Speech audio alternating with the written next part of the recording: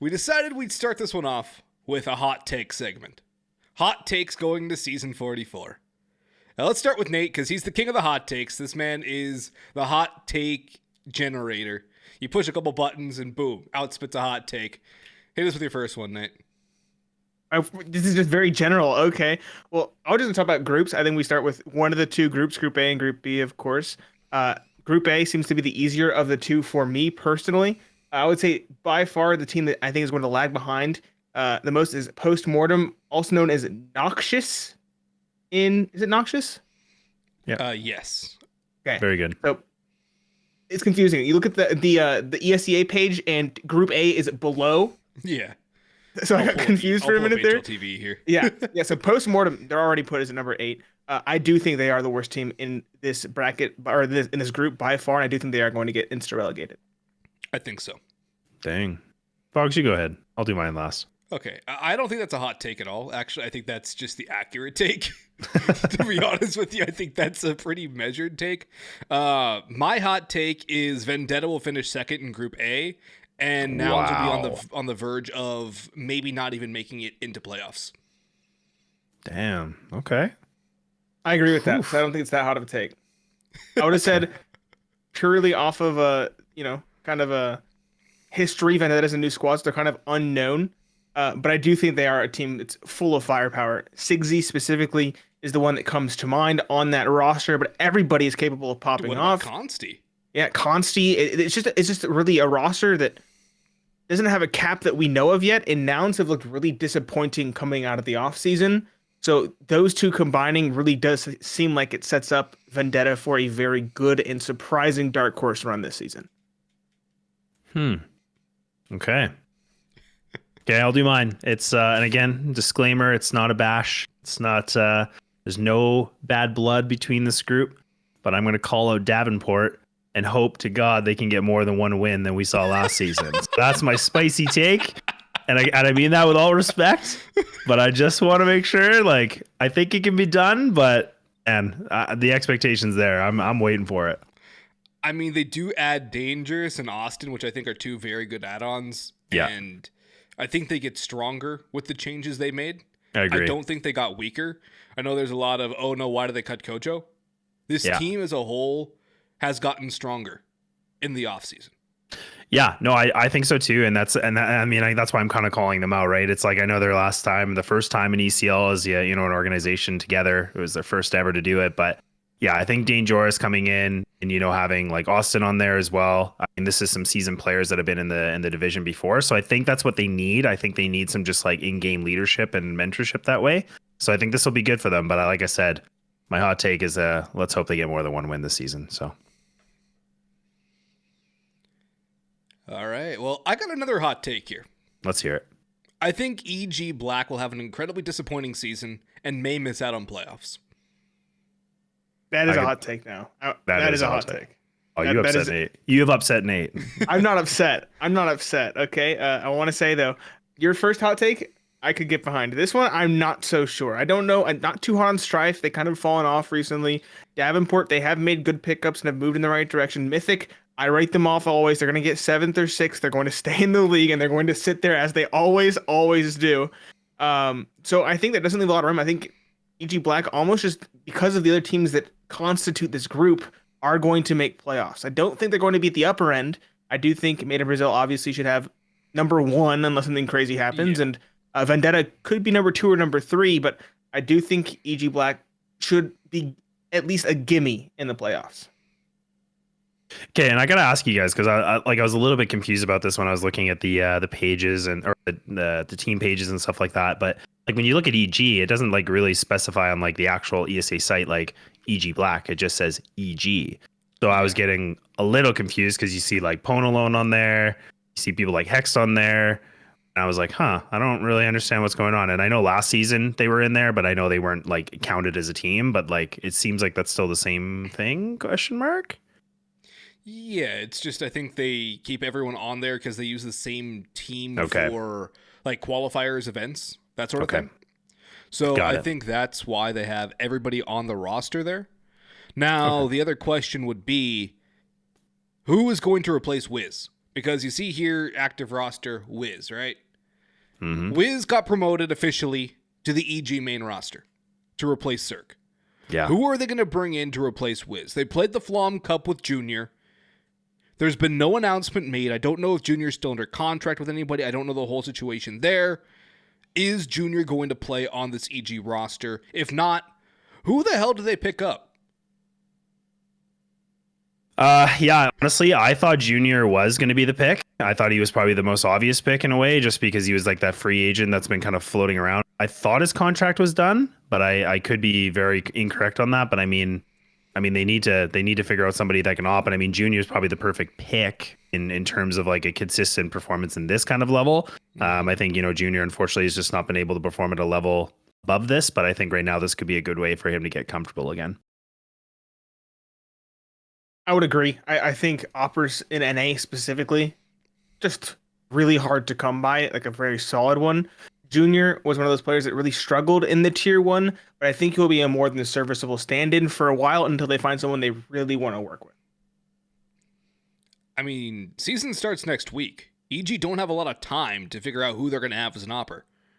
And they haven't made an announcement yet. I know roster locks happen as well, so they'd have to go through a transfer process. I'm not too sure the details of how that works. But they've already had the roster lock, at least for the initial roster applications. Had to be handed in, I believe, last week to ESL, ESEA.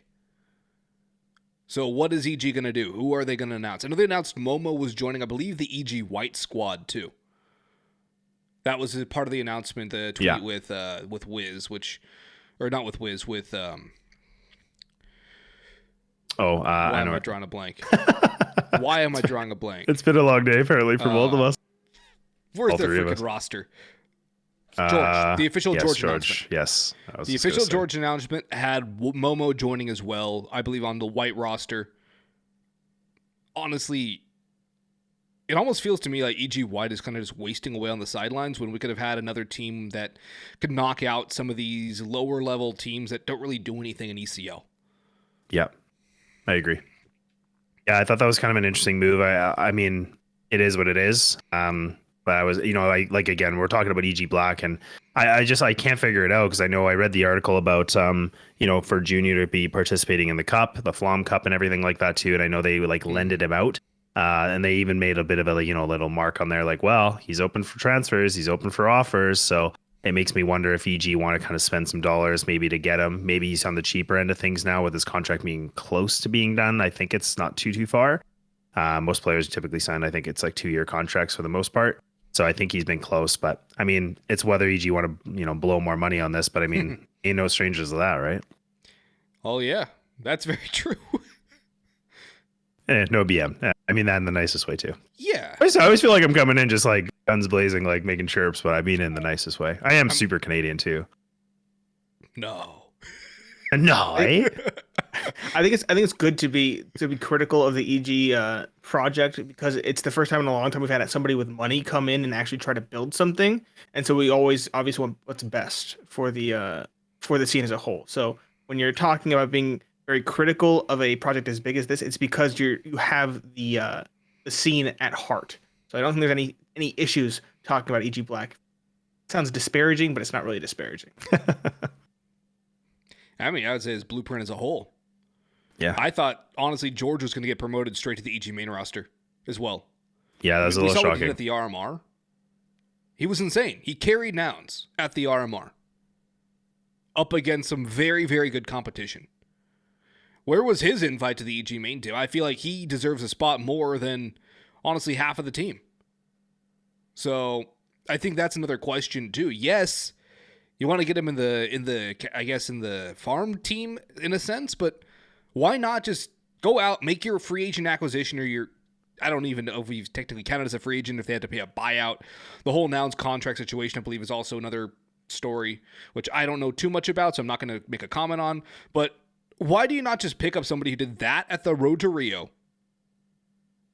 and not give him a shot on the main roster? It seems like a waste of talent to me there as well. He's a guy who's ready for the next step. He's ready for the next jump. That tournament showed it. Give him the shot. What can it hurt? What harm could it do? You could just send him back down if you don't like what he did. Yeah, no, I completely agree. Nate, I'll let you go ahead though. I was just gonna say, give him a shot if it doesn't work exactly what Bog said, but it does feel like he's a player that the only thing he had to gain from this squad was A, potentially a paycheck, let's be honest, and B, a shot at the bigger stage. So it does leave me wanting more for him. I feel like that was kind of the big step and what I would have expected with him signing with EG. Yeah, and the thing that's weird too is like, I mean, again, he was on, with the other group as well, and I mean, it's like he just left, so he's kind of back into the same division. So it doesn't really make any sense. It's like, yeah, he's with more of a recognizable brand, I guess, an organization with some stability and stuff like that, but it seems weird. Like you almost would have thought like, okay, his next step is going to be the main stage, but now it just kind of seems like he did a lateral movement in some degree. So that's why I've been scratching my head ever since I saw that announcement. But maybe this is the season where he just farms and they say, okay, George, you're ready. You can come back in now, and we're going to give you a shot. Maybe. We'll see.